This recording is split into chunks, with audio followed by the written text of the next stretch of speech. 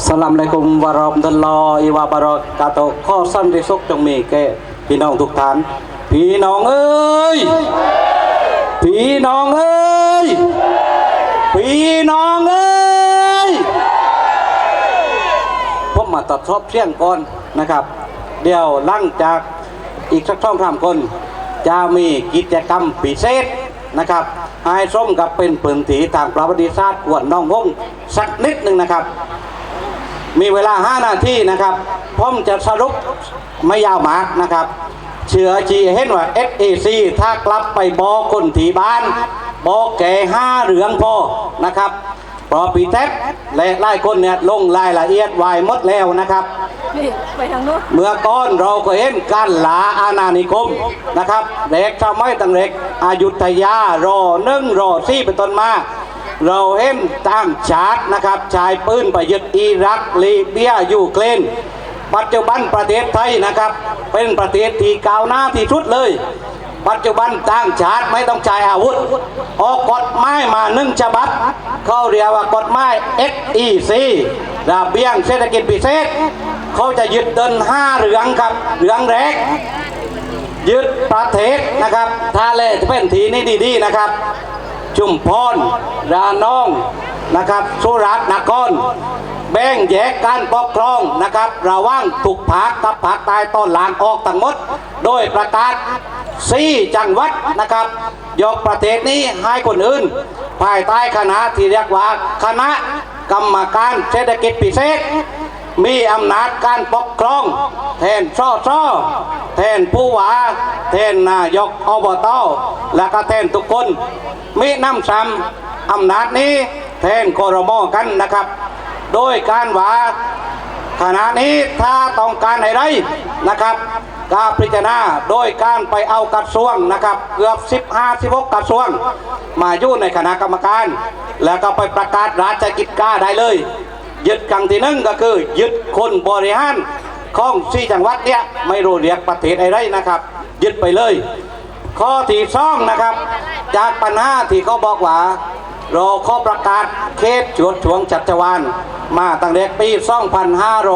2523 นะครับในพลเอกเปรมตินโสลานนท์สมัยนั้นประกาศเท่าต้น4 บอสประกาศแลนเบรกไปลงที่จุมพรพี่น้องการไปลงที่นครการไปลงจะนาคณะการสร้างโรงป่าตานินการยึดใจเล่ติดพี่น้องชาติพันธุ์การกฎหมายฉบับนี้ก็เลยออกยึดครั้งที่2ยึดปืนผีเลยครับ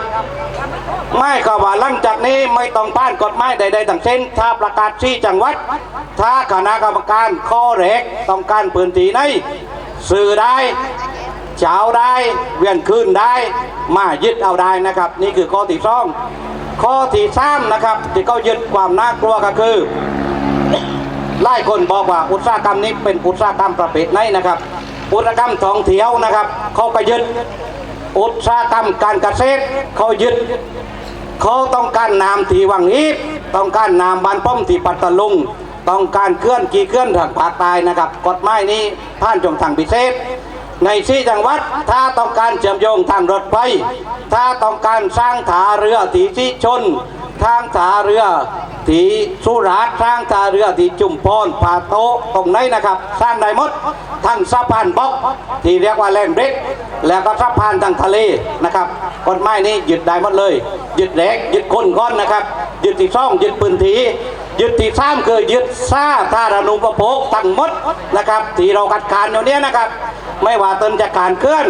ไม่ว่าต้นจากการโรงพยาบาลนิวเคลียร์ไม่ว่าต้นจากการถนนเต้น4 บอสการแลนด์เบรกนะครับปัจจุบันเอาได้หมดนะครับสิ่งที่เลวร้ายนั้นคือข้อที่4นะครับเขาเชื่อว่าถ้าพี่น้องคัดค้านไม่มีแรงงานยึดที่4คือเขาจะค้นคนต่างดาวสมมติว่าพื้นที่ที่เป็นพี่น้องมุสลิมอยู่มากัดการเยอะยกอิสราเอลมาไว้สักจังหวัดได้ไหมได้ครับยกโมยิวมาได้ไหมได้ครับยกตั้งชาติยกพม่ายกโรดิงญามาอยู่ในอาณานิคมนั้นๆในไปที่จังหวัดได้ครับประเด็นสุดท้ายนะครับสำหรับไล่พื้นที่ที่ไม่อยู่ใน4 จังหวัดนะครับจุมพรระนองสุราษฎร์นครรวมทั้งบ้านพ่อมพัทลุง กฎหมายนี้อย่างเอื้อแล้วนะครับถ้ามันผ่านไปเมื่อใดนะครับ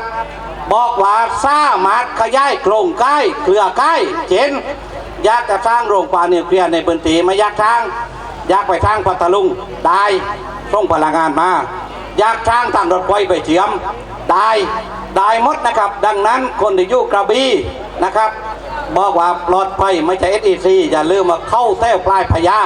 นะครับซึ่งเป็นถีไม้ตาว่าจากการระเบิดตามนี้ครับมาใช้ใน SEC ปืนถีน้ำก็มาใช้ใน SEC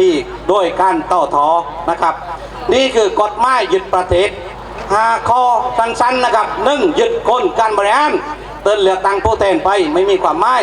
หรืออดท่าใกล้เชี่ยงไปก็มีบางคนให้นายกอบตให้นักการเมืองท้องถิ่นไม่มีความหมายนะครับไปการพังเมืองไม่มีความหมายครับ1 คน2พื้นที่3โครงสร้างพื้นฐาน4ยึดคนแล้วก็5ยึดจังหวัดใกล้เคียงครับพี่น้องครับนี่คือกฎหมายไม่จะค่ายชาติแล้วตอนนี้ยกประเทศให้แก่คณะได้คณะหนึ่งซึ่งเราจะเห็นว่าตอนนี้รัฐบาลนะครับเขาเตรียมการมาไม่ใช่กฎหมายฉบับเดียวมีอีก3 พรรคการเมืองที่ยืนไปขู่กันนะครับใกล้ว่ากฎหมาย SEC เนี่ยมีอยู่4 ฉบับแล้วก็จะเข้าครม.นะครับในเดือนกรกฎาคมนี้ดังนั้นพี่น้องทุกคนที่มานะพื้นที่นี้กลายเป็นผู้เสียสละรับรู้ก่อนคนอื่นหวังว่าหลังจากนี้ถ้ากฎหมายนี้ผ่านเมื่อใดพี่น้องครับเตรียมดับฟ้าดังนั้นถึงเวลาครับพี่น้องที่เราจะประกาศจุดยืนเพื่อต่อสู้เรื่องนี้พี่น้องเอ้ยพี่น้องเอ้ยพี่น้องเอ้ยขอบคุณครับ ขอบคุณพี่โน่ทรงวุฒินะครับ